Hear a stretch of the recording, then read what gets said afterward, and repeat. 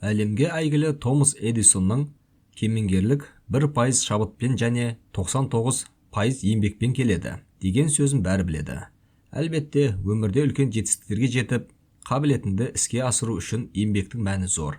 Алайда шабыттың арқасында әлемді өзгерте алатыныңды түсінудің мәні одан да зор. Дүниежүзіндегі данышпан тұлғалардың бәріне шабыт сыйлайтын нәрсе басқа адамдардың өмірін жақсартуға деген ұмтылыс. Олардың өмір баянын оқысаң, осы бір идея оларды күні-түні мазалағанын көресің. Олар осы оймен жатып, осы оймен тұрған.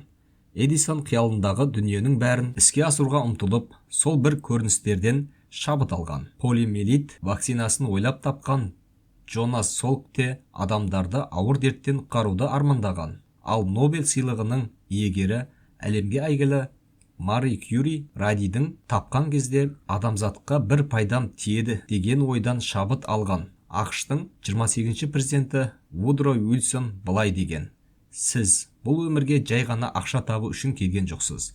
Адамзаттың ой-өрісін кеңейтуге, мүмкіндіктерін арттыруға, үміт сыйлауға және жетістік рухымен шабыттандыруға келгенсіз. Сіз мұратыңыз бұл дүниені байыту.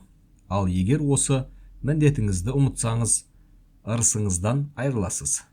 Ал сен неден шабыт аласың? Таңертең төсектен құлшыныспен тұрасың ба? Әлде тұла бойыңды бойкүйездік билеп, ештеңеге зауқың соқпай жата бересің бе?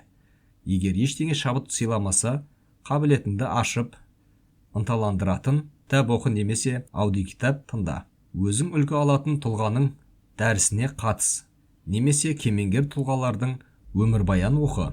Өз ісіне берік, бастаған ісін құлшыныспен атқаратын, өмірде үлкен жетістіктерге жеткісі келетін жандармен көбірек аралас. Басқалардың шабытынан біраз сусындасаң, сенің де өмірің айтарлықтай ілгері басады.